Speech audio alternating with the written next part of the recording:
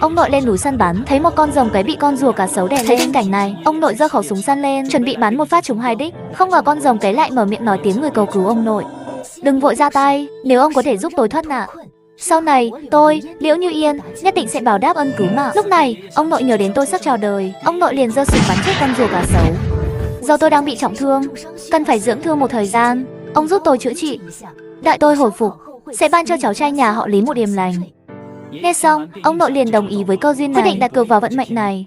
Ban đầu, mọi người trong gia đình chỉ là một câu chuyện đùa do ông nội bịa ra. Không ngờ 18 năm sau, vào ngày mẹ tôi lâm bồn, bầu trời đột nhiên dị biến, một con rồng khổng lồ xuất hiện, thật sự bay lên từ dưới ngôi nhà tổ tiên của tôi. Thấy cảnh này, ông nội vui mừng khôn xiết, tưởng tượng rồng thần sẽ ban phúc gì cho tôi. Tuy nhiên, sau khi hình bóng rồng biến mất, một trận lũ lớn trăm năm mới có một lần đã ập đến. Dân làng đều chạy lên đồi cao để trốn.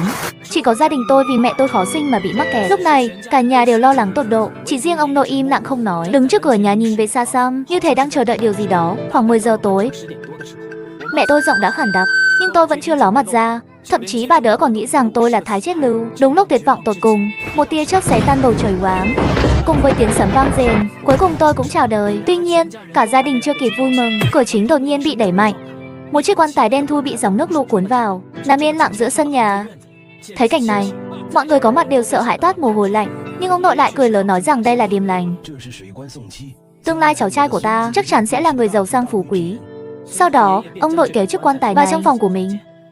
Thời gian trôi nhanh, tôi đã 5 tuổi. Lúc đó, ba mẹ chuẩn bị sinh em bé để tôi ngủ cùng ông nội. Lúc đó, tôi mới biết, hàng ngày, ông nội đều thờ cúng chiếc quan tài đó. Và chỉ sau vài ngày, ông nội đã dùng một viên kẹo dụ tôi làm lễ cưới với chiếc quan tài đó.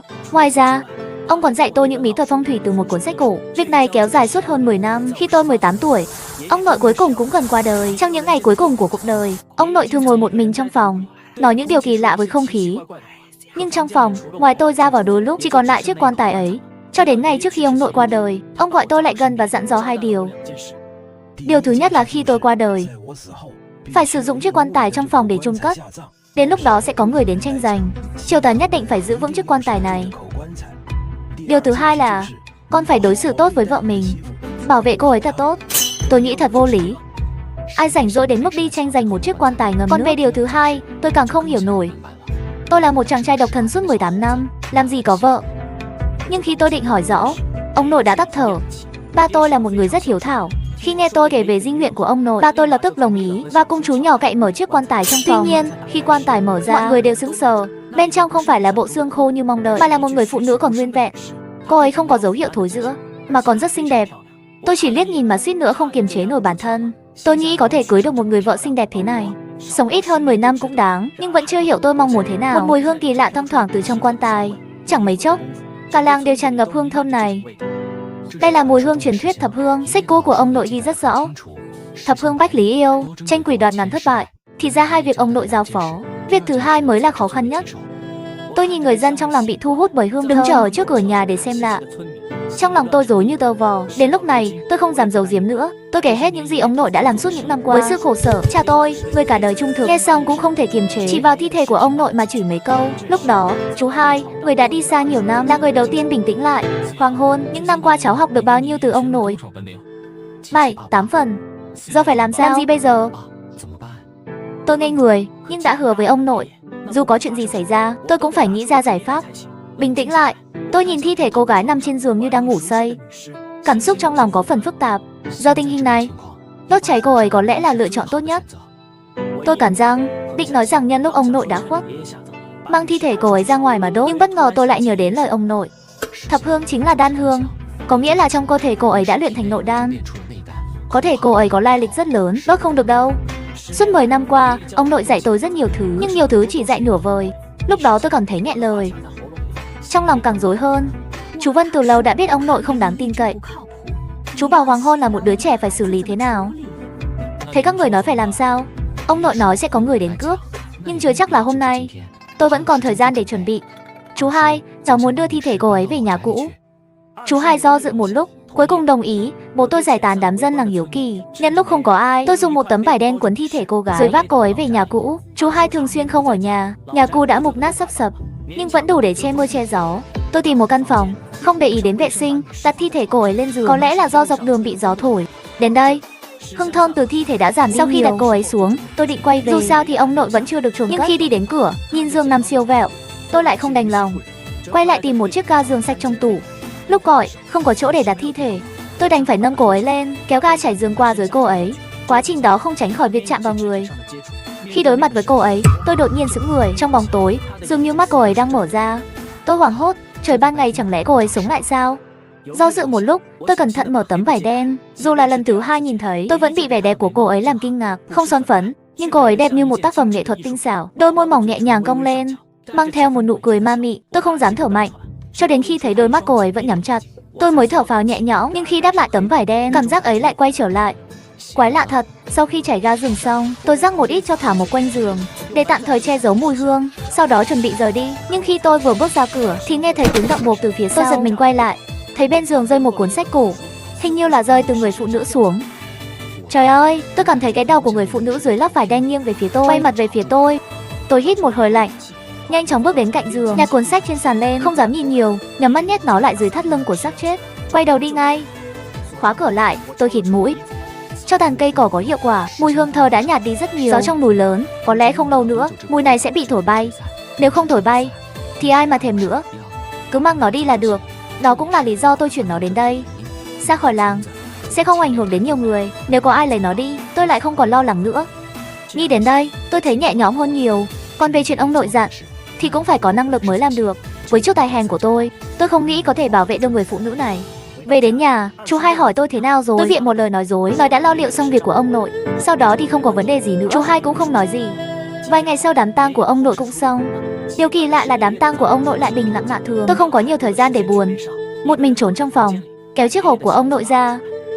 Không ngờ ông nội lại là người thi tính, tài năng không lớn, nhưng đồ đạc thì nhiều, kiếm gỗ đào, la bàn, kiếm tiền và nhiều thứ khác. Dưới đáy hộp còn có một chiếc áo đạo sĩ màu vàng. Tôi chọn mãi, tôi lấy kiếm gỗ đào và kiếm tiền, nhưng thứ khác thì để nguyên trong hộp. Trong lòng lại nghĩ đến người phụ nữ chết đó. Đã mấy ngày rồi, có lẽ cũng bị người khác lấy đi rồi. Nửa đêm, tôi thật sự không nhịn được, nhân lúc mọi người trong nhà đều ngủ, lén mang theo kiếm tiền và kiếm gỗ đào, đi đến ngôi nhà cũ. Nếu có thể tự mình bảo vệ cô ấy thì giúp một tay, nếu không giúp được thì đành chịu. Dù sao sách cũng nói nếu điều đó là thật, mùi thơm của thơ sẽ thu hút những thứ không tốt. Chưa nói đến việc đối phó, ngay cả gặp cũng chưa từng gặp. Còn về chuyện lấy vợ, sau này cưới một cô vợ con thở sẽ tốt hơn. Lúc này không biết từ khi nào đã đến lưng chừng núi, đi thêm vài bước nữa là đến ngôi nhà cũ. Nhưng ngay lúc đó, có một đám người đi lên từ con đường nhỏ xuống núi. Nhìn thấy trận là nhắm thẳng đến ngôi nhà cũ của tôi. Chết tiệt, sợ gì thì cái đó đến. Tôi vội vàng ngồi thụp xuống núp dưới bờ ruộng.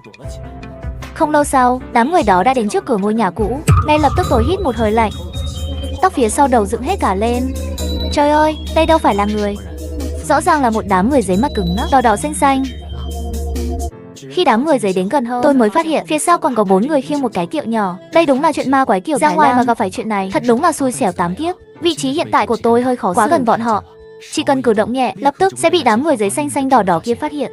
Đang do dự thì có một con trồn vàng nhảy xuống từ trên hoa, trông rất giống người, mặc bộ đồ đỏ chói, trước ngực đeo một bông hoa đỏ, miệng nhọn răng sắc, đôi mắt nhỏ như hạt đậu sáng lên ánh xanh, vẻ ngoài trông rất vui mừng.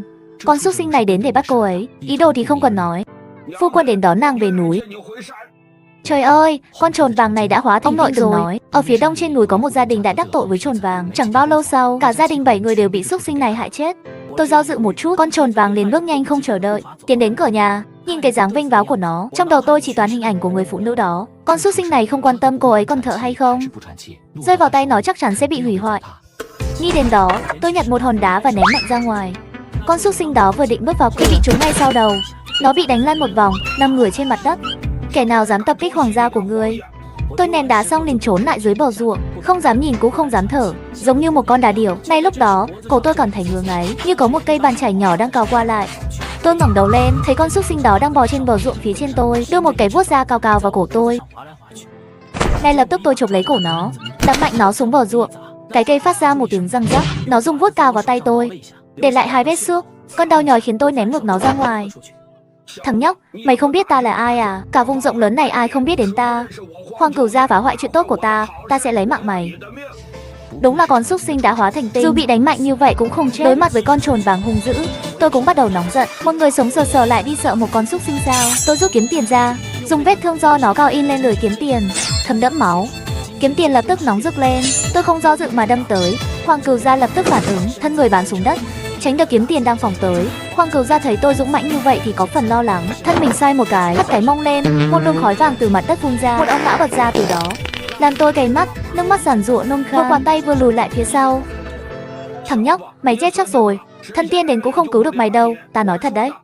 Tôi bị khói cay làm cho chóng mặt, không còn hơi sức mà trả lời. Đèn bắt đầu mờ dần. Hoàng Cửu Gia đã chạy vào cửa sông, tiến vào dãy núi 10 vạn đại sơn. Nhìn dãy núi dưới ánh trăng, tôi không dám đuổi theo, lập tức quay về tổ tộc. May quá, nữ thi vẫn ở đó. Mày là tai họa, suýt chút nữa làm ta bị trồn vàng sông chết.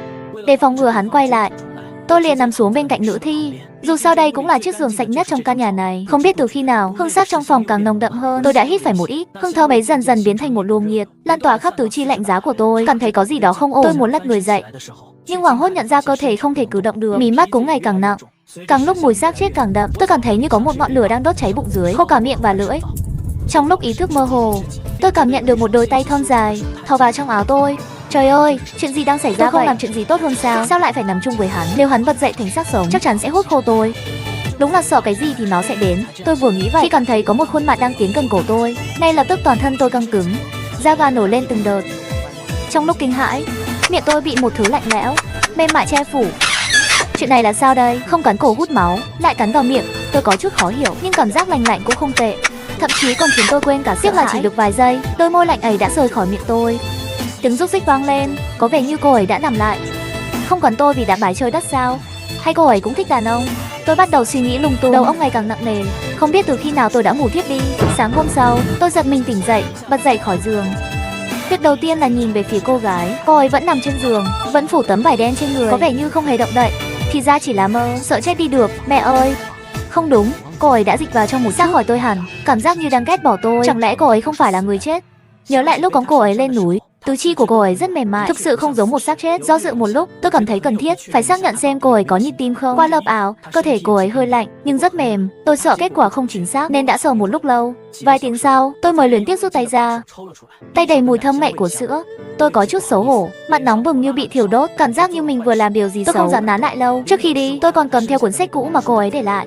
Ra khỏi ngôi nhà cũ, cảm giác như mình vừa làm điều mờ ám, có chút lúng túng, luôn có cảm giác như có ai đó đang nhìn tôi từ phía sau. Tuy nhiên, đi được vài bước, tôi nhận ra đó không phải là thực sự có một đôi mắt đang nhìn chăm chăm vào tôi. Hóa ra có một con trồn vàng nhỏ luôn theo dõi tôi. Giả vờ không nhìn thấy, tôi đi thẳng về nhà. Về đến nhà, tôi lập tức trốn vào phòng, lấy cuốn sách cũ ra. Ngay lập tức tôi giật mình. Cuốn sách này hóa ra là quyền hạ của cuốn sách ông nội tôi có. Chẳng lẽ ông nội có liên quan đến cái quan tài kia? Hay là cuốn sách này do ông nội giấu trong quan tài? Nó đã ở trong phòng ông ấy nhiều năm. Ông ấy có cơ hội làm điều đó. Nhưng khi tôi đọc hết cuốn sách, tôi đã khẳng định ông nội không thể nào giấu cuốn sách này. Vì quyền hạn này nói về một phương pháp luyện khí. Chỉ khi trong cơ thể có khí, những thứ trong quyền thượng mới có tác dụng. Ông nội cả đời là một người nửa vời. Chính vì thiếu luồng khí trong cơ thể nên ông ấy mới đam mê quyền thượng. Nếu ông ấy có quyền hạ trong tay thì không đời nào ông ấy lại giấu nó. Chẳng lẽ trước khi vào rừng Thập Vạn Đại Sơn, ông nội đã gặp nữ thi hoặc là người trong tộc của cô ấy và lấy được quyền thượng từ tay họ? Tôi lại xem kỹ quyền hạ. Những gì đã vượt quá tam quan của người bình thường lại một lần nữa bị đảo lộn. Thậm chí tôi còn nghi ngờ rằng ông nội đã mất kiểm soát vì một góc của quyền hạn này đã khiến ông ấy trở nên điên loạn như vậy. Vì nội dung của quyển sách này đủ để khiến một người bình thường trở nên không bình thường.